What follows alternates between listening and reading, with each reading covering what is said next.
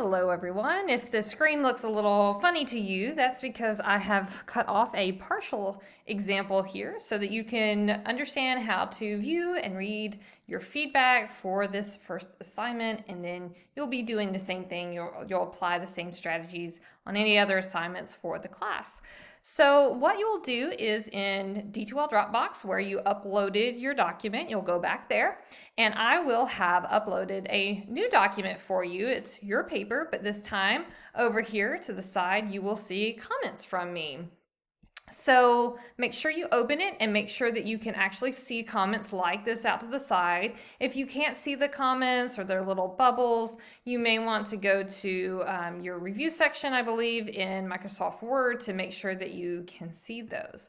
I do want to talk about one difference from this semester compared to last semester. So if you were with me last semester, as you can see right here under review, you can see I have track changes on. So what I decided to do this semester is if there were a couple of little things that it was easy for me to change, not that I'm changing everything for you, maybe there was a typo, or let's say you used the word imagining and it should have been imagine. Sometimes I'll just go in there real quick, delete imagining, add imagine, and then what you can do is as you're reviewing your document, as you see that change, you can click accept this change, and that will just quickly amend your document for you, just so you don't have to really do too much to worry with that particular part of the assignment.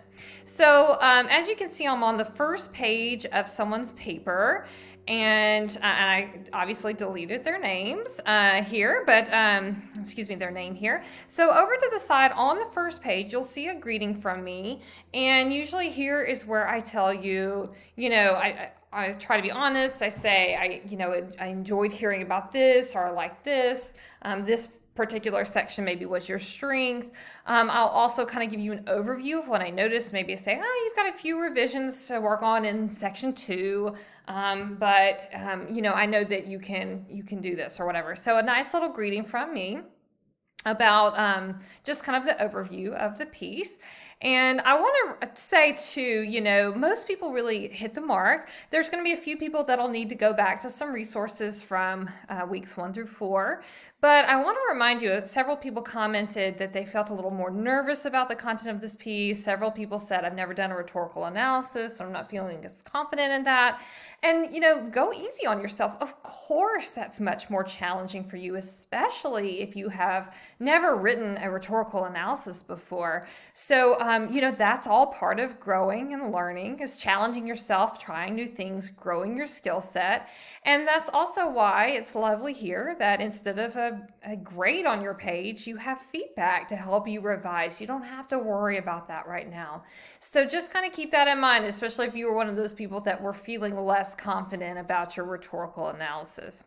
All right, you'll scroll on down and you'll continue to see comments from me throughout the piece.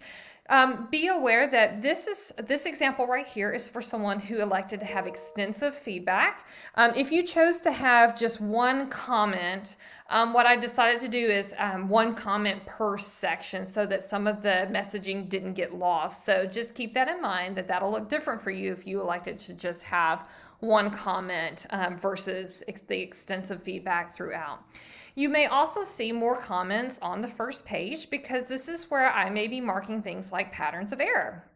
So a pattern of error is a repeated editing error that I noticed in your paper. I'll mark the first one. I'll give you some resources to help fix it. And I may tell you, like I do here, that I'll highlight 1 or 2 more that I see in yellow, but that's something that you should be looking for on your own when you're editing, that you tend to do this particular thing. Some of my suggestions are very short, like word choice. You pick something else here. Some of them are non-negotiable. Like here I say, this should be clear in your thesis. That's something I'm going to be expecting to see in your final draft for your final portfolio. Some are going to be a little more optional. So for example, with this student, I'm telling them they need a better transition. I give a suggestion, but they're going to come up with on their own the best way for them to transition from one sentence to the next. And then occasionally you'll see some things that are more optional for the student, like maybe think about this, you could do that. But just keep in mind that some things aren't optional, and I'm going to be looking for those particular things in your final portfolio. So just make sure you read your comments very carefully. So you'll see all kinds of things here, from things that I liked, things that I'm suggesting that are maybe bigger pictures, some smaller picture ideas. Here's an example of one of those things where the student would just click accept change. Again, you'll see me responding as a reader. Sometimes I'll even say, as a reader, I'm confused by this because, again, things that, you did well, all the way through. Now I'm on section 2 for this student. You can kind of just see how those sections kind of play out. Again, things I like, things that stood out to me. This is section 3. You'll see there's fewer comments as you get down through here. And then the one thing I wanted to make sure of is that everyone scrolls all the way down to the very last page, because you will see also comments on your references section. So some people had some trouble here because it's, again, a new skill. Maybe you copied and pasted the APA example and you didn't double check it with Alperdue to make sure everything was correct. Maybe you didn't double space, or something like that. So I try to give you some feedback on your references section as well.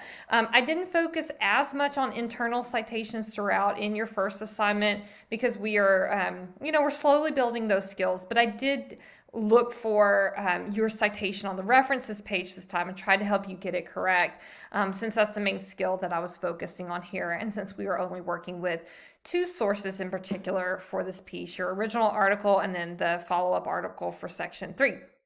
All right, so if you have any questions for me, let me know. Just keep in mind that the main thing about this is that, I'm trying to help you grow your skills and grow as a writer. So you will take this feedback, you'll take it all in.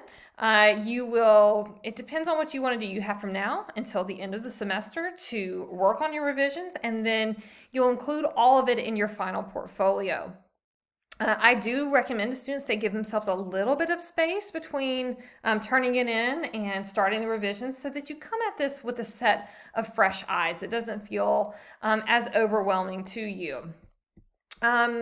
If you want to wait to work on it later, that's fine. The pacing is up to you for the class, but just make sure you understand that you'll read the feedback and then you'll apply it at the end of the semester.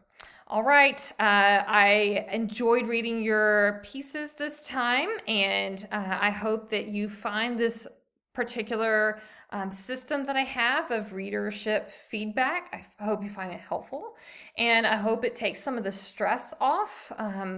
As far as, there's not necessarily a grade attached to it right now. We're just focused on the writing. And if you have any questions, as always, please let me know.